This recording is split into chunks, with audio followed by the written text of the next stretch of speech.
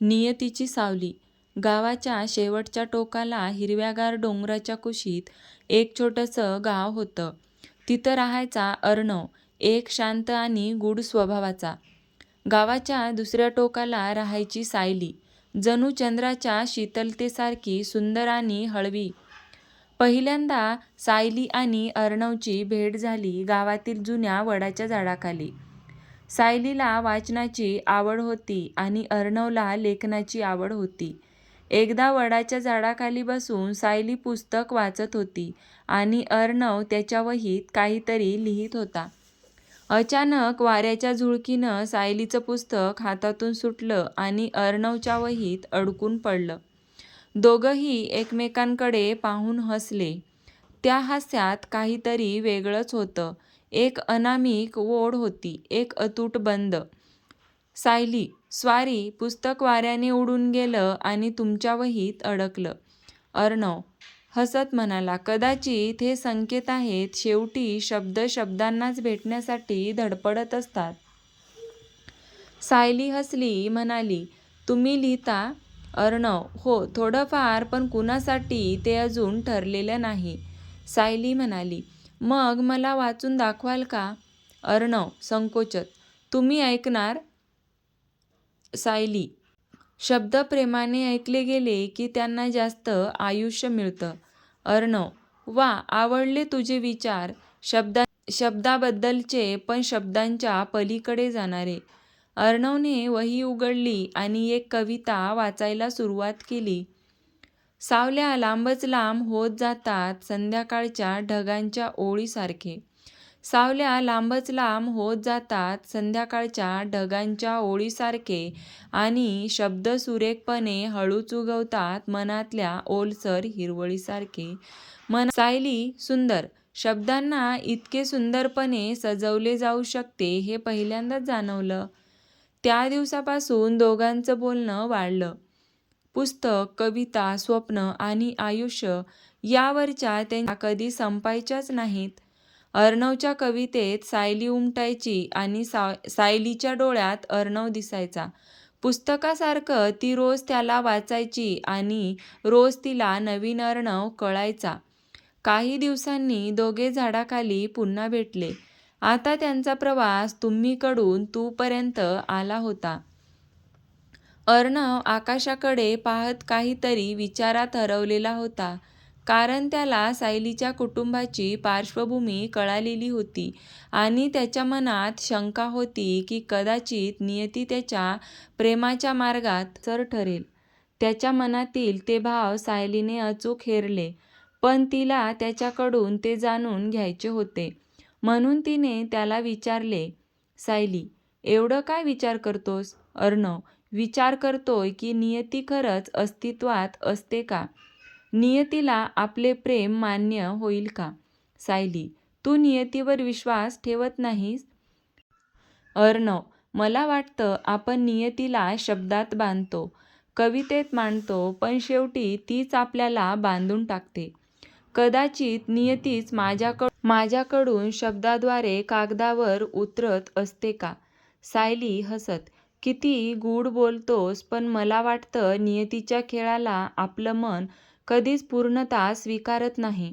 अर्णव, म्हणूनच आपण शब्दामध्ये विरघळतो, शब्दांचा आधार घेतो. अर्णवने वहीत एक नवी कविता लिहिलेली होती. त्याने ती वाचून दाखवली.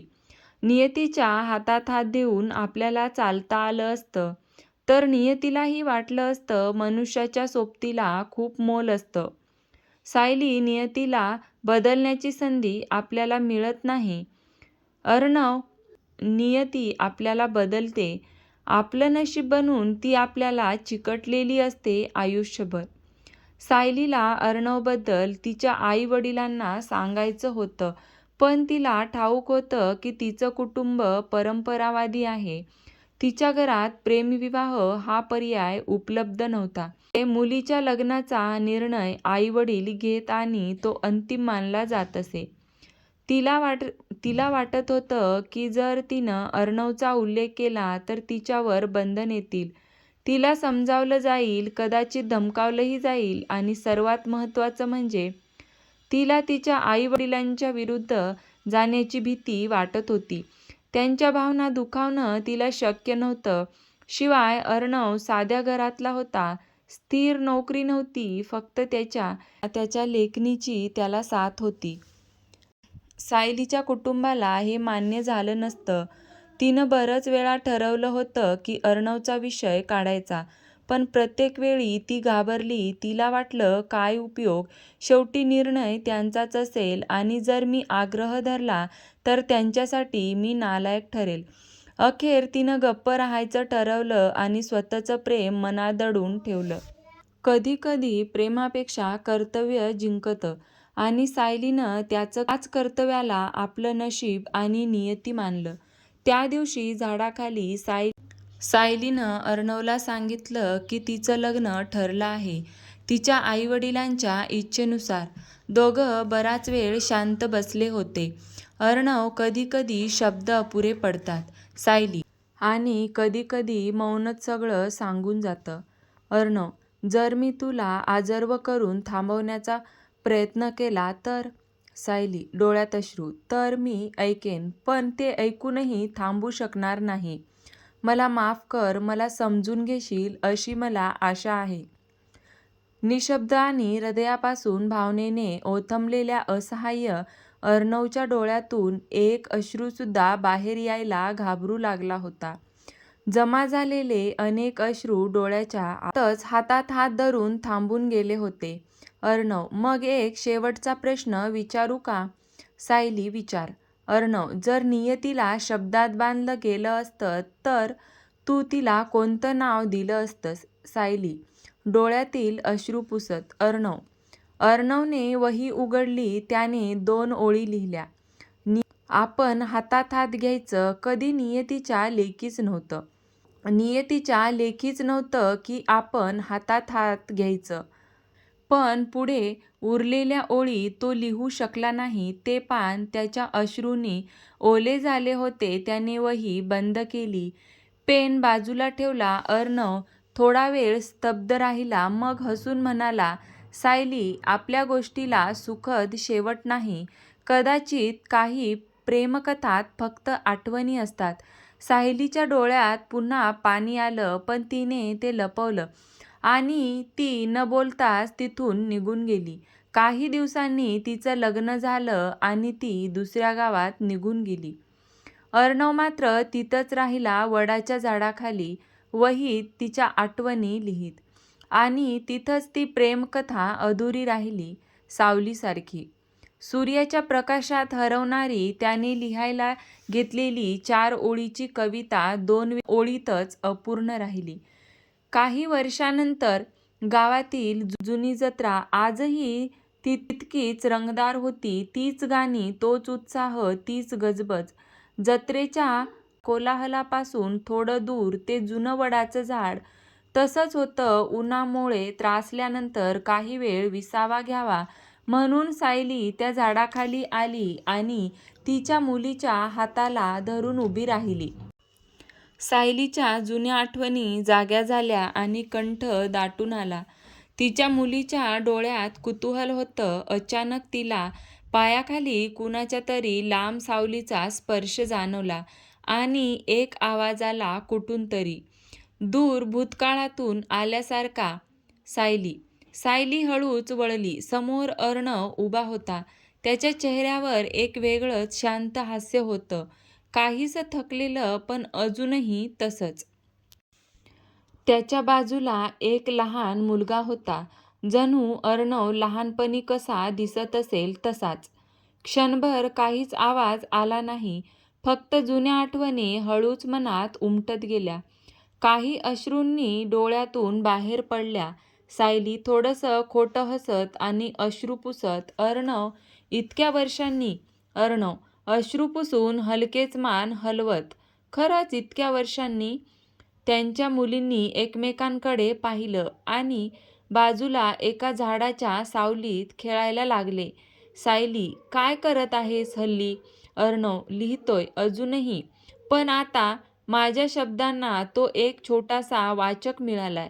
आणि असेच अनेक छोटे वाचक त्याने खेळणाऱ्या आपल्या मुलाकडे पाहिले. अर्णव, कथा आणि कविता लिहितो मी. लहान मुलांसाठी लहान मुलात रमणारा बालसाहित्यिक झालो. मी आता काही ठिकाणी कथा वाचन करतो, कवी संमेलनात भाग घेतो आणि कुटुंबाचा चरितार्थ व्यवस्थित चालवतो. सायली, डोळ्यात चमक. खरंच? म्हणजे तू तुझं लेखन थांबवलं नाहीस? मला वाटलं होतं की तू लग्न.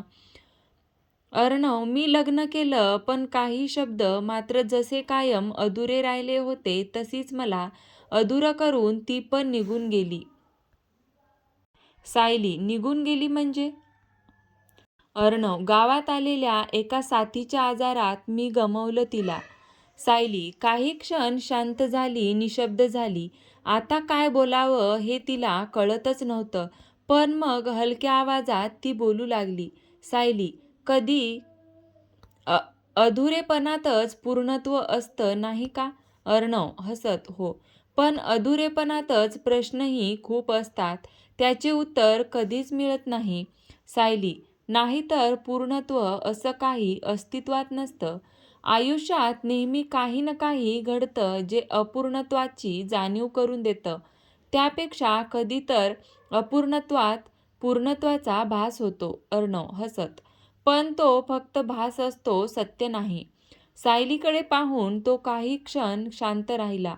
अर्णव, मी तेव्हा तुला शेवटचा प्रश्न विचारला होता, आठवतंय? सायली हलकसं हसत, हो, नियतीबद्दल, ज्याला मी अर्णव असं नाव दिलं होतं. माझी बदललेली नियती. माझे पती थोड्या वेळात इथे येतील. खूप चांगल्या स्वभावाचे आहेत ते. त्यांची तुझ्याशी भेट. अर्णव, नको. सायली, हा नकार यासाठी नाही की मी कुणावर जळतो. हा नकार यासाठी आहे की मला नियतीचा बदललेला चेहरा बघायचा नाही. नियतीने तुझ्यासाठी बदलवलेल्या चेहऱ्याला बघायचं नाही. कदाचित मला त्या चेहऱ्यात मीच दिसेल, ते मला नको आहे. सायलीला त्याच्या म्हणण्याचा गर्भितार्थ समजला. दोघं काही वेळ मौनात हरवले.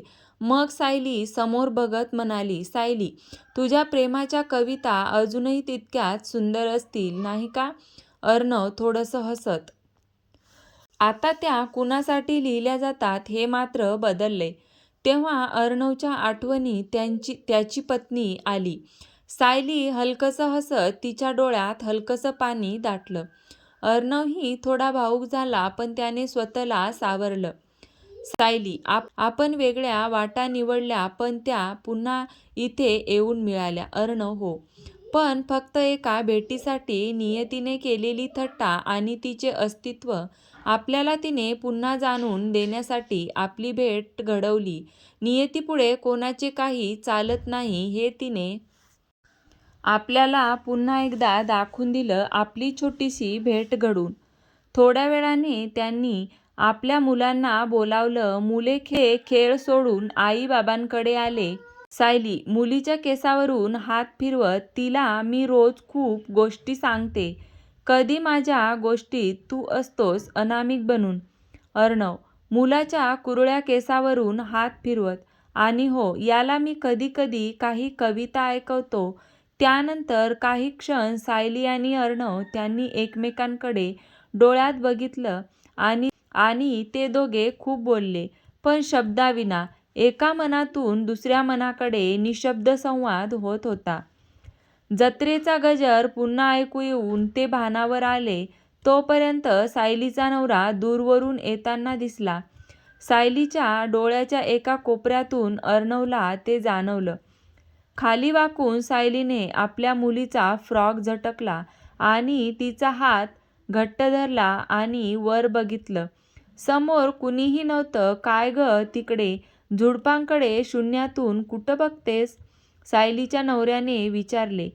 कुठे नाही, चला जाऊया पुढच्या नियतीच्या प्रवासाकडे. सायलीच्या नवऱ्याला तिचे कोड्यात टाकणे हे उत्तर समजले नाही आणि ते तिघे जत्रेच्या दिशेने निघून गेले. इकडे एका झाडामागे आपल्या मुलासहित लपलेल्या अर्णवच्या मनात त्या सायलीच्या कुटुंबाला घेऊन जाणाऱ्या वाटेकडे पाहत मनात पूर्वी अपूर्ण राहिलेली कविता आता पूर्ण होत होती.